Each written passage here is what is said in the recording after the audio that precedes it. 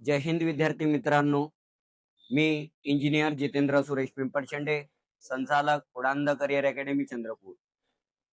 तर विद्यार्थ्यांची खूप मागणी होती सर, की आपण तर उडान खाकी ही टेस्ट सिरीज घेत आहात, परंतु त्यामध्ये level of questions math and रिझनिंगचे थोडे टफ राहते. कंबाईन लेवलचे जे प्रश्न असतात ते आमच्याने सॉल्व्ह होत नाही. तर त्या अनुषंगाने आपण मागे सुद्धा व्हिडिओ बनवत होतो, परंतु काही कारणास्तव आपल्या वेळेअभावी ते मधामध्ये बंद करण्यात आलेलं होतं. परंतु विद्यार्थ्यांचं कुठेतरी भलं व्हावं या दृष्टिकोनातून आपण युट्यूबच्या माध्यमातून आता आपण थोडी थोडी सुरुवात करत आहोत. तर आपले जे उडान अकॅडमीचे पेपर्स म्हणजे उडान खाकी ही टेस्ट सिरीज प्रत्येक रविवारला होत होती, परंतु ती आता रविवारी न घेता ती शनिवारी घेत आहोत. याच्या मागे उद्देश हाच आहे की उडान खाकी हा पेपर टफ असतो आणि ते अनालिसिस करणं गरजेचं असते.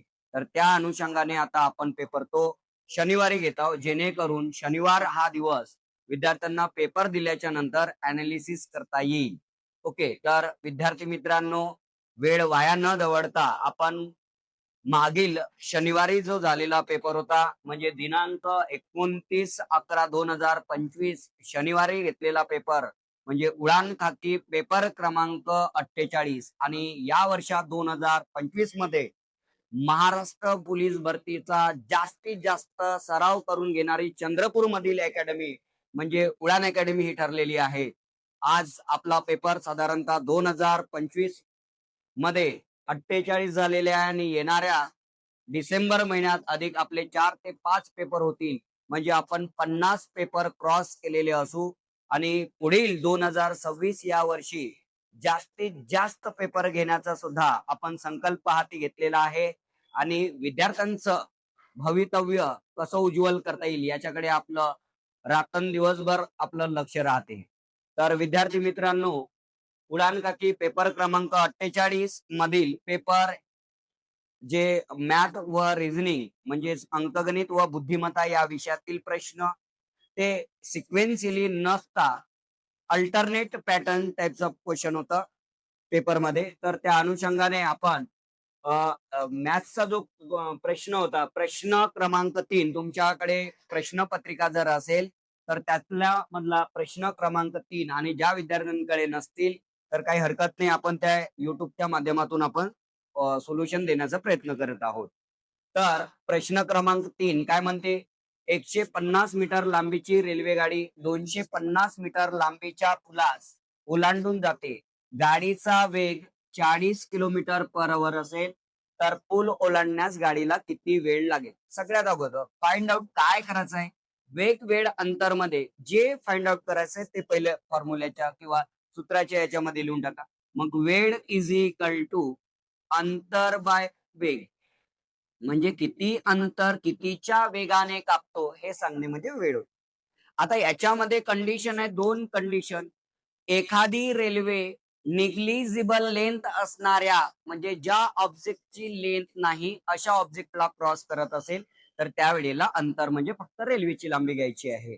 आणि दुसरी कंडिशन मी सांगितलेली होती की ज्यामध्ये रेल्वे एखादी लांबी असणाऱ्या प्लॅटफॉर्मला म्हणजे तुमचं कोणत्याही ऑब्जेक्टला म्हणजे जसं की तुमचं प्लॅटफॉर्म असेल, पूल असेल किंवा एखादी बोगदा असेल, या ऑब्जेक्टला ज्या वेळेला क्रॉस करत असेल त्यावेळेला अंतर म्हणजे रेल्वेची लांबी व पुलाची, बोगद्याची किंवा प्लॅटफॉर्मची लांबी घ्यायची आहे.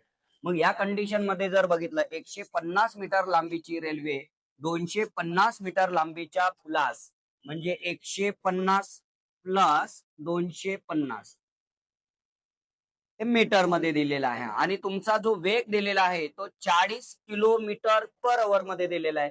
मग किलोमीटर पर आवरला मीटर पर सेकंद मध्ये जर करायचं असेल तर 5/18 ने मल्टिप्लाय करावं लागेल. मग सो देअरफॉर हे किती झालेलं असेल? 400 ओके गुणिला 18 डिवायडेड बाय 40 गुणिला 5. 40 चा भाग 400 मध्ये 10 वेळा आणि 5 चा भाग 10 मध्ये 2 वेळा. 18 दुने 36 सेकंद लागतील. विदिन द 5 सेकंद मध्ये तुमचं उत्तर निघेल. बट त्यासाठी तुम्हाला कन्सेप्ट जे आहेत ते गरजेचे आहेत. ओके, प्रश्न क्रमांक 5 हा रिझनिंगचा क्वेश्चन आहे, अल्फाबेटचा क्वेश्चन, समानतेचा प्रश्न आहे. जर बघितलं मी अल्फाबेट केव्हाही प्रश्न सॉल्व्ह करत असताना सांगितलेलं आहे, first of all use numbering of alphabet. तर मग आपण नंबरिंग जर केलं, एच ला 8, ई ला 5 आणि एन ला 14, सेम नंबरिंग इकडे तुम्हाला दिसतंय. तर मग एल ला काय राहते 12, ओ ला काय राहणार 15 आणि जी ला 7. 12, 15, 7 हे ऑप्शन कुठे दिसतंय तुम्हाला? ऑप्शन क्रमांक डी. ओके, त्यामुळे तो तुमचं उत्तर राहिला पाहिजे. पुढील प्रश्न सरासरीचा प्रश्न होता. एका फलंदाजाने 11 डावात सरासरी काही धावा काढल्या, 12व्या डावात त्याने 90 धावा काढल्या, तेव्हा त्याला 12व्या डावानंतर त्याच्या धावांची सरासरी 11 डावांच्या सरासरी धावापेक्षा 5 ने वाढली. म्हणजे याचा अर्थ डेफिनेटली आहे का 11 डावांची सरासरी काहीतरी होती, 12व्या डावात त्यानं 90 धावा काढल्या. किती धावा काढल्या? 90 धावा काढल्या. तर त्याच्या 12व्या डावानंतरची सरासरी धावा किती? मग याला 5-5-5-5 ने काय केलं? इन्क्रीज केलं. मग इन्क्रीज केलं म्हणजे नथिंग बट याने 5-5-5-5 स्वतः मधनं दिलं. किती लोकांना दिलं? 11 डावांना सरासरी दिलं. म्हणजे 90 मायनस 11 गुणिला 5 म्हणजे 90 मायनस 11 5 55. मग 90 मधनं जर 55 जर गेलं तर वाचले किती? 5. देन त्याच्यानंतरच एक म्हणजे 3. ओके, म्हणजे 35. म्हणजे 12व्या डावानंतरची सरासरी धावा किती असायला पाहिजे तुमच्या? 35 धावा असायला पाहिजे. म्हणजे ऑप्शन क्रमांक बी हे तुमचं उत्तर असायला पाहिजे. प्रश्न क्रमांक 9 कंपॅरिझन वाला प्रश्न होता आणि त्यामध्ये विचारलेलं आहे खालीलपैकी कोणता पर्याय बरोबर नाही. म्हणजे तुम्हाला चुकीचा पर्याय ओळखायचा आहे. जर ऑप्शनचा पुरेपूर चांगल्याने विचार केला असता आणि एलिमिनेशन प्रोसेस जर केली असती तर तुम्हाला डायरेक्ट एवढं सॉल्व्ह करायची काही गरज नव्हती. त्यामध्ये तुम्हाला जर बघितलं लास्ट ऑप्शन इथं दिसतंय A is less than E, A is less than E, but option D जर बघितलं इथं A is greater than D, त्यामुळे तुमचं ऑप्शन कोणतं पाहिजे होतं? डी. परंतु चला तर आपण थोडंसं डिस्कस करूया कसं या पद्धतीचे प्रश्न सॉल्व्ह करत असताना कशा पद्धतीत आपल्याला सॉल्व्ह करते. बघा इथं काय दिलेलं आहे? ए आणि बी चं कंपॅरिझन दिलेलं आहे. कसं दिलेलं कंपॅरिझन? ए आणि बी. जर बघितलं आपण याच्यामध्ये इथं ए दिसतोय आणि इथं बी दिसतंय आपल्याला. मग याच्यामध्ये जर बघितलं तर B is equal to E and इथं जर बघितलं तर A is less than E. मग सो देअरफॉर ए हे ई पेक्षा लहान आहे आणि ई हे बरोबरीत आहे कोणाच्या? बी च्या. म्हणजे ऑब्विसली बरोबर होणार. तर बी ही आपला ए हे लहान होणार कोणापेक्षा आहे? बी पेक्षा आहे. आणि सेकंड जर ऑप्शन बघितलं याच्यामध्ये E is greater than D. आता ई आणि डी चं रिलेशन लागलेलं आहे. तर इथं डायरेक्ट बोललेलं आहे की इथे जर आहे बघितलं आपण याच्यामध्ये D is less than C is equal to A is less than E. म्हणजे ए लहान आहे, ए बरोबरीत आहे सी च्या, सी लहान आहे डी पेक्षा, म्हणून so therefore D is less than E. आपण थर्ड ऑप्शन जर बघितलं ए इज इक्वल टू एफ. आता ए कुठे आहे आपलं? इथे. आणि एफ कुठे आहे? इथे. मग F is equal to C. F is equal to काय भेटत आहे आपल्याला? सी. आणि इथं ए इज इक्वल टू काय भेटत आहे? सी. म्हणजे याचा अर्थ A is equal to C, F is equal to C, म्हणजे so therefore A is equal to F. तुम्ही हे तिन्ही ऑप्शन बरोबर आहे. म्हणजे ऑप्शन क्रमांक कोणतं चुकीचं राहणार? ऑप्शन क्रमांक डी. आणि ते बघता बघून सांगता आलं असतं. Don't waste of time. तुम्ही टाइम सेव्ह करू शकला असता.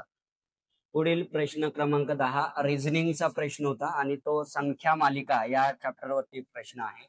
मी सांगितलेलं होतं की संख्या मालिकेवरील कोणताही प्रश्न सॉल्व्ह करत असताना जर दिलेली मालिका ही असेंडिंग किंवा डिसेंडिंग फॉर्म मध्ये असेल, चढत्या किंवा उतरत्या जर क्रमाने जर असेल, तर सगळ्यात अगोदर जो आहे तो लगतच्या पदांमधला फरक काढून पाहायचा.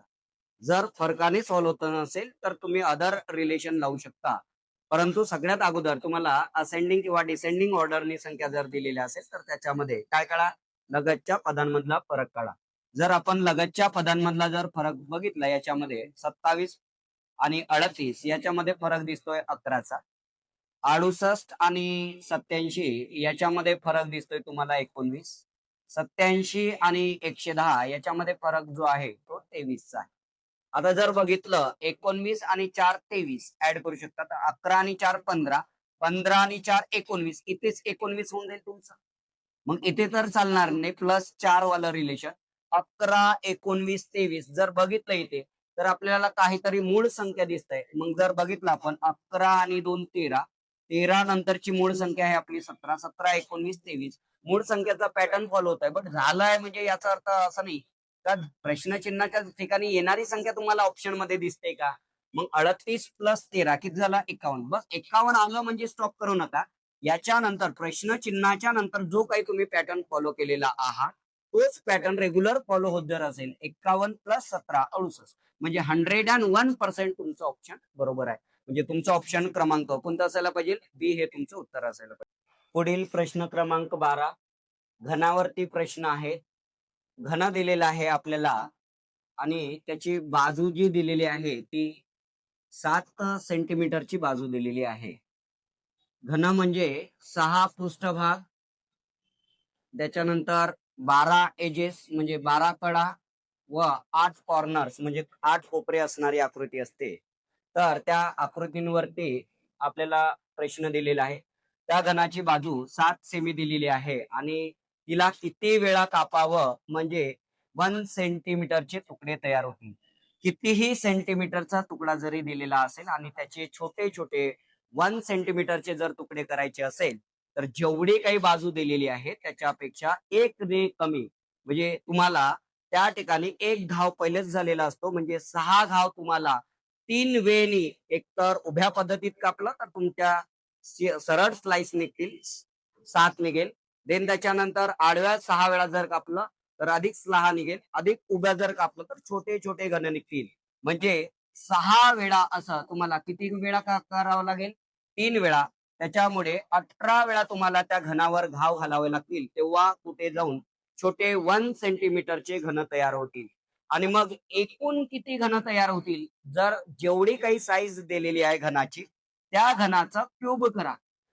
तर क्यूब केल्याच्या नंतर जे छोटे छोटे घन आहेत जी कोणती संख्या येईल ती म्हणजे छोट्या घनांची संख्या असेल. मग 7चा घन किती असतो? 343.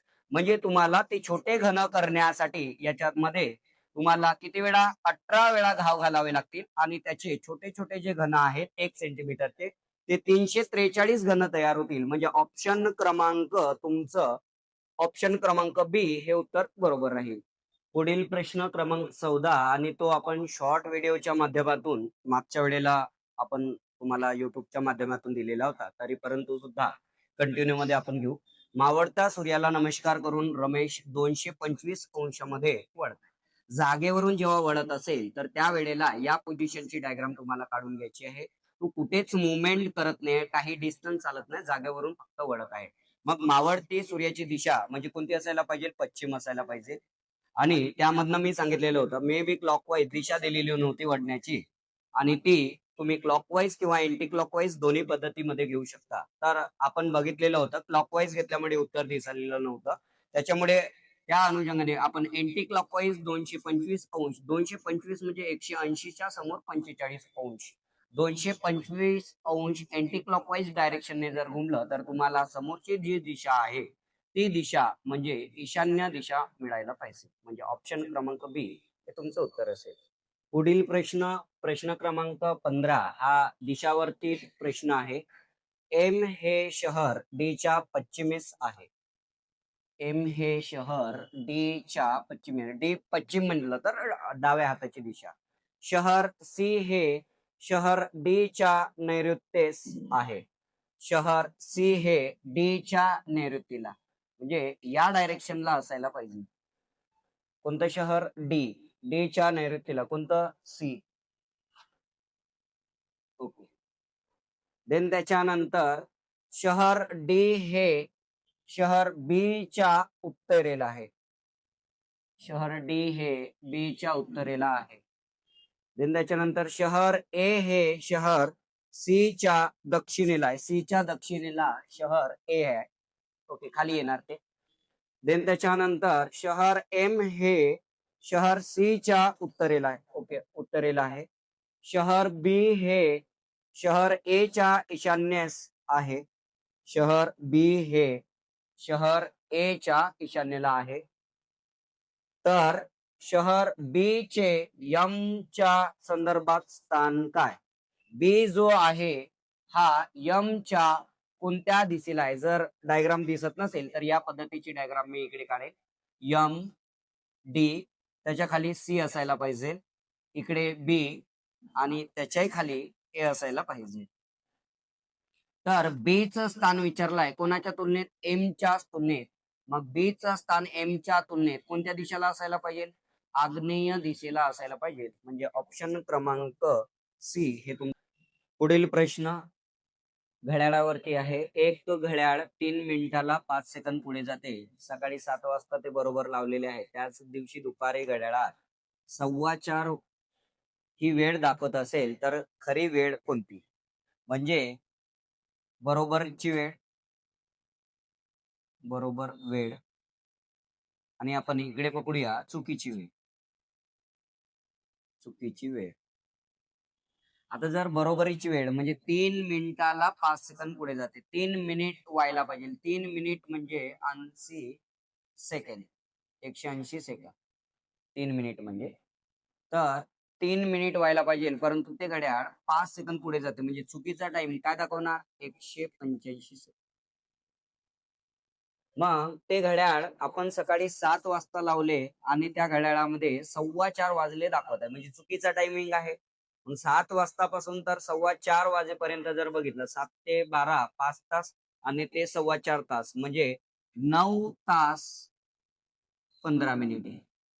मग 9 तास 15 मिनिटे याला आपण मिनिटामध्ये जर केलं, 9 चक्क 54, 540 + 15 म्हणजे 555 मिनिटे होऊन जातील.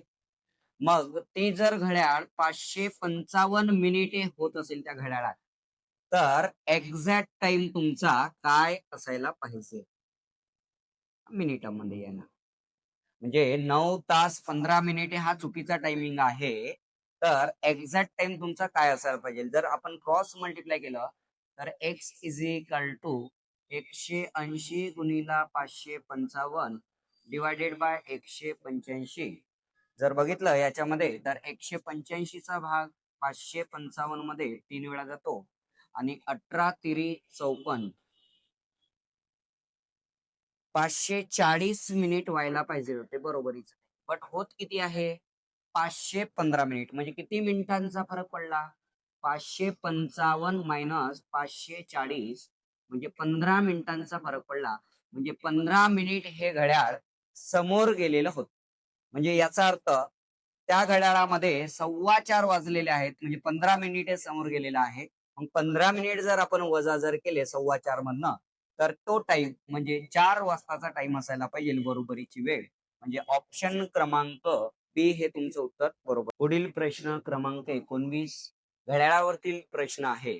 घड्याळाच्या भिंतीवरील घड्याळात 3:41 वाजले असतील तर ते घड्याळ आरशात पाहिले असता कोणती वेळ दाखवेल? घड्याळ हे 12 तासाचं आहे.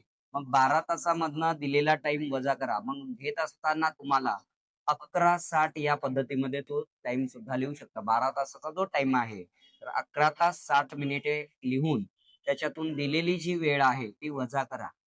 जर घड्याळ 24 तासाचं जर असेल तर 23:60 लिहून त्याच्यातून दिलेली वेळ वजा करा. म्हणजे येणारं उत्तर मिळेल. 60 मधनं 41 जर गेले तर वाचेल किती? 19 आणि 11 मधनं 3 गेले तर 8. म्हणजे त्या घड्याळामध्ये 8:19 झाल्यासारखे दिसेल.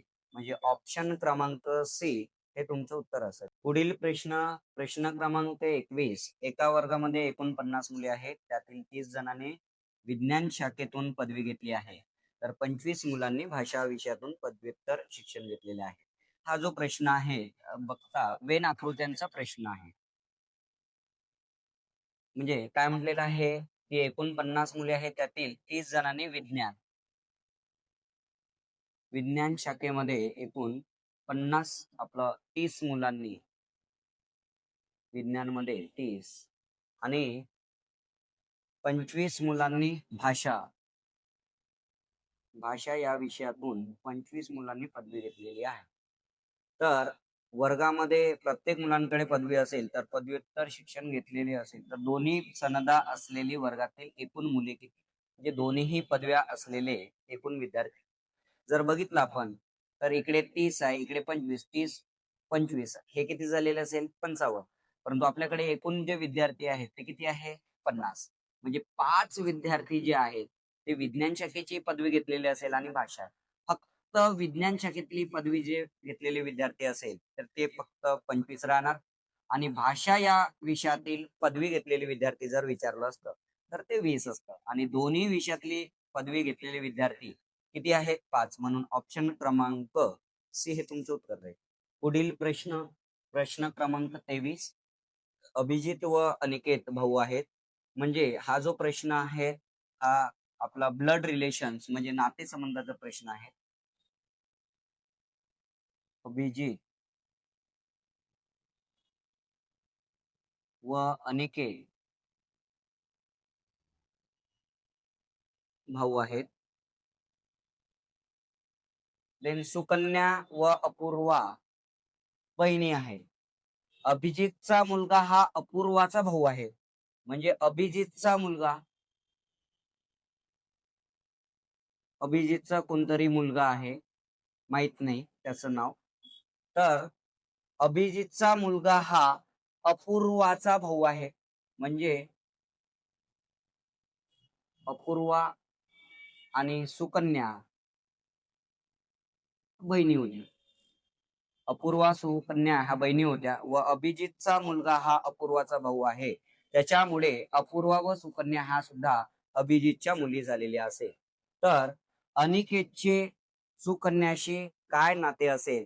म्हणजे अनिकेत हा सुकन्याचा कोण, मग आपला वडिलांचा भाऊ म्हणजे आपला कोण होणार काका.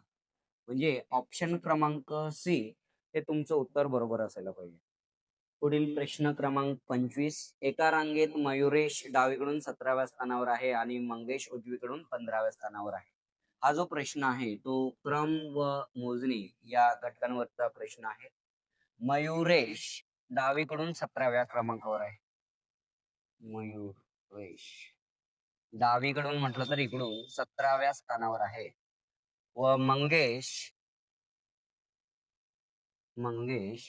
उजवीकडून 15व्या स्थानावर आहे.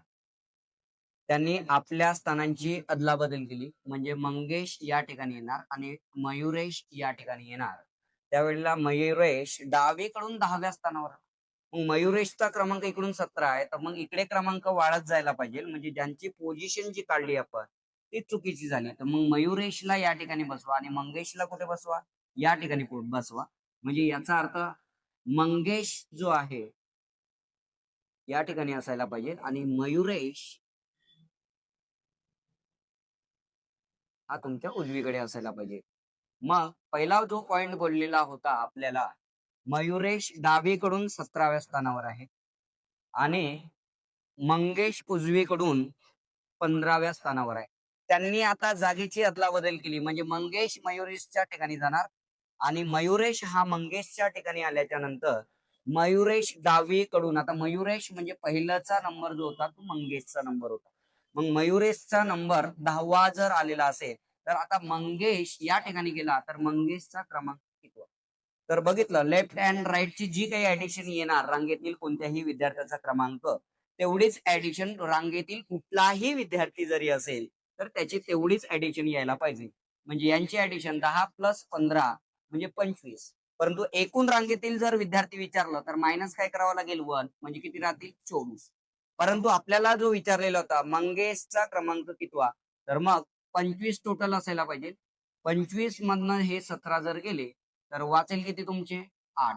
म्हणजे मंगेशचा कुणाकडून मंगेशचा उजवीकडून क्रमांक जो आहे तो कोणता क्रमांक असायला पाहिजे 8व्या क्रमांकावर असायला पाहिजे. परंतु एकूण जर विद्यार्थी विचारले रांगेतील एकूण विद्यार्थी किती तर किती राहतील 24. म्हणून तुमचा ऑप्शन क्रमांक पी हे उत्तर बरोबर. पुढील प्रश्न क्रमांक 27. विधाने व अनुमान दिलेला आहे. म्हणजे तर्क व अनुमान या घटकांवरती विचारलेला प्रश्न आहे. तर विधान दिलेले आहेत कोणतेही नेपाळी चीनी नाहीत. आता दिलेली विधाने हे वास्तविक घटकांशी संगत असेल किंवा नसेल तरी या घटकांवर दिलेली विधाने हे पूर्णतः सत्य मानूनच आपल्याला निष्कर्ष काढायचा असतो. मग कोणताही नेपाळी हा चीनी नाही. नेपाळी हा चिनी नाही. देन त्याच्यानंतर काही भारतीय नेपाळी आहेत. काही भारतीय नेपाळी आहेत. आणि थर्ड जो विधान दिलेला आहे, काही बंगाली भारतीय आहेत. काही बंगाली भारतीय आहेत. मग अनुमान जर बघितलं आपण, तर अनुमान म्हणजे काय, तर काढलेल्या वेन आकृतीसाठी लागणारा जो विधान दिलेला आहे त्याच्या बरोबर आपण वेन आकृती काढत असतो आणि त्या अनुषंगाने कोणता निष्कर्ष बरोबर आहे हे ठरवत असतो. तर एकही भारतीय चिनी नाही.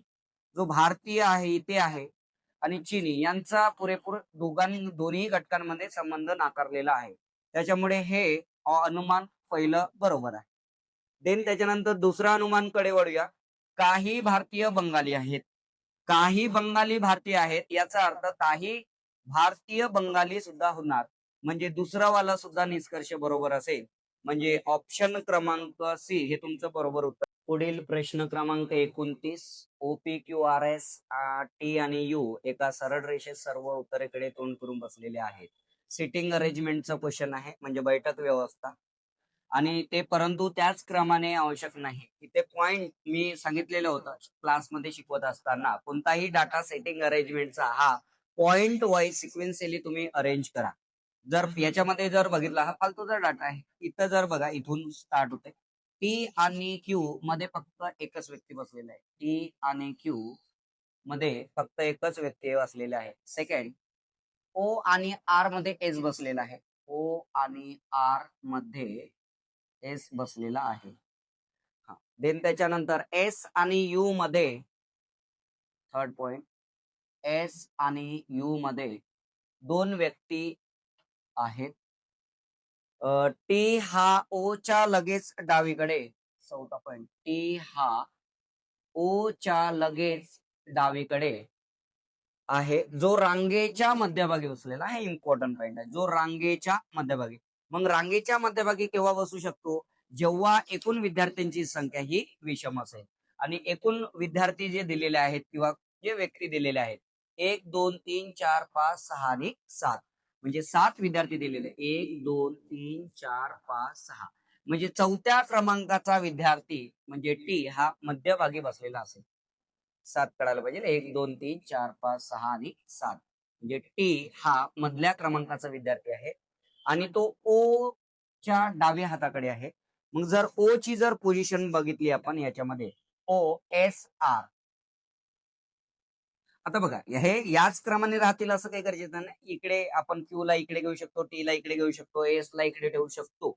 ओके, ते आपण प्रोबॅबिलिटी काढलेली, पॉसिबिलिटीज आहे त्यांची. देन त्याच्यानंतर इथे जर बघितलं आता हे 4 लोक झालेले आहेत. टी जर बघितलं, टी ची एक जागा सोडल्याच्या नंतर आता इकडे जागा वाचली नाही, म्हणजे क्यू ला आपल्याला इकडेच करावं लागेल. आणि देन एस ची जर कंडिशन बघितली, 2 जागा सोडल्या, 1 2, देन त्याच्यानंतर इकडे यू दिसतोय. मग वाचलेलं कोण आहे, पी. हा, मग खालीलपैकी कोणती जोडी टोकाला बसलेली आहे, बघा प्रश्न रीड करा व्यवस्थित. खालीलपैकी कोणती जोडी टोकाला बसलेली आहे. इथं म्हटलेलं आहे खालीलपैकी टोकाला, रांगेतील 2 टोकाला कोणते व्यक्ती आहे हे विचारलेलं नाही. जर रांगेतील 2 टोकाला जर व्यक्ती विचारलं असतं तर तुमचं उत्तर पी आणि आर हे असतं. परंतु या प्रश्नामध्ये विचारलेलं आहे खालीलपैकी कोणती जोडी टोकाला बसलेली आहे. आता चेक करावं लागेल आपल्याला. युपी, यू आणि पी हे टोकाला नाहीत. आर आणि क्यू, आर कुठे गेलेला, आर आणि क्यू हे वेगवेगळे आहेत. देन त्याच्यानंतर पी क्यू, जर पी क्यू ही जर जोडी बघितली आपण तर ही रांगेच्या टोकाला 2 व्यक्ती दिसत आहे आणि ओ टी जर बघितलं तर हे मधात, म्हणजे तुमचा ऑप्शन क्रमांक सी असायला पाहिजे. आता काही विद्यार्थ्यांना प्रश्न पडला असेल, सर पी आर हे उत्तर पाहिजे होतं. तर इथे जो प्रश्न विचारलेला आहे तो थोडासा ट्रिकी केलेला आहे. खालीलपैकी कोणती जोडी टोकाला बसलेली आहे. जर विचारलं खालीलपैकी कोण 2 व्यक्ती टोकाला बसलेले आहेत, तर पी आणि आर. परंतु जोडी जे विचारलेली आहे, जर जोडीमध्ये पी आणि आर दिलेलं असतं तर ते उत्तर बरोबर होतं. परंतु इथं पी आर न देता पी क्यू, बाकीचे ऑप्शन यू पी या पद्धतीत दिलेले आहे. त्याच्यामुळे ऑप्शन क्रमांक सी हे. पुढील प्रश्न क्रमांक 31. हा लयबद्ध अक्षर मालिकेतील लयबद्ध अक्षरांवरचा प्रश्न आहे. तर याच्यामध्ये जर मी सांगितलेलं होतं कन्सेप्ट किंवा अक्षरांचे जे काही अक्षर आहेत ते टाइप्स ऑफ अल्फाबेट किती प्रकारचे आहेत त्यांची गटपडा. इथं जर बघितलं तर डब्ल्यू, एक्स आणि वाय हे 3 प्रकारचे गट दिसत आहे आणि इथे कुठेतरी संख्या तेच वर्ड जे आहे ते रिपीट होत असताना दिसतंय. इथे बघा W W x x Y Y W W इथे काहीतरी टाकलं वाय वाय डब्ल्यू डब्ल्यू इथे दिसून राहिलं.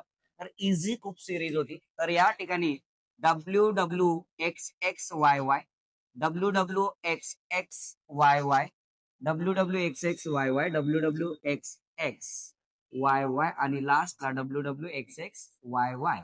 म्हणजे तुमचं ऑप्शन काय असायला पाहिजे होतं डब्ल्यू एक्स एक्स वाय. हे ऑप्शन कुठे दिसतंय? ऑप्शन क्रमांक सी हे तुमचं उत्तर असायला पाहिजे. पुढील प्रश्न क्रमांक 33. 108 किलोमीटर पर आवर वेगाने धावणारी ट्रेन 13 सेकंदात तिच्या लांबीच्या दुप्पट असणाऱ्या फलाट ओलांडते तर मीटर मध्ये फलाटाची लांबी काढा. आता लांबी काढायची आहे म्हणजे अंतर काढायचं. मी तुम्हाला सांगितलेलं होतं रेल्वेचा प्रश्न सोडवत असताना जे काही फाइंड आउट करायला विचारलं त्याचं सूत्र लिहा. अंतर इज इक्वल टू वेग गुणिला वेळ. तर वेग कितीचा आहे 108 किलोमीटर पर आवर आणि टाइम सेकंदात मध्ये दिलेला आहे. त्याच्यामुळे मीटर पर सेकंद मध्ये करण्यासाठी 5/18 ने मल्टिप्लाय करा. गुणिला किती राहणार 13. 18 छक 108 6 पंचे 30 आणि 13 तिरी 39 म्हणजे 390 मीटर हे टोटल अंतर होऊन जाईल. बट याच्यामध्ये काय म्हणते ट्रेनच्या लांबीच्या दुप्पट. मग ट्रेनची लांबी आपण D1 जर घेतली तर तिच्या दुप्पट 2 times of D1 is equal to total लांबी होऊन जाणार 390 मीटर. म्हणजे 3 times of D1 is equal to 390 metre. तर D1 is equal to 33 39 130 metre ही रेल्वेची लांबी होऊन जाईल. परंतु आपल्याला काय विचारलंय फलाटाची लांबी किती. मग फलाटाची लांबी हे रेल्वेच्या लांबीच्या दुप्पट असल्यामुळे 2 times of D1 is equal to 2 गुणिला 130 म्हणजे 260 मीटर त्या फलाटाची लांबी असायला पाहिजे. म्हणजे ऑप्शन क्रमांक सी हे तुमचं उत्तर असेल. पुढील प्रश्न जर x हा y च्या समप्रमाणात असेल आणि x इज इक्वल टू 168 असताना y इज इक्वल टू 8 असेल तर y इज इक्वल टू 9 असताना x ची किंमत काय. डायरेक्टली प्रोपोर्शनल वाला फंड आहे. तर x इज इक्वल टू 168 त्या टाइमला y इज इक्वल टू 8. तर मग y इज इक्वल टू 9 जर दिलेलं असेल तर त्यावेळेला x is equal to how much.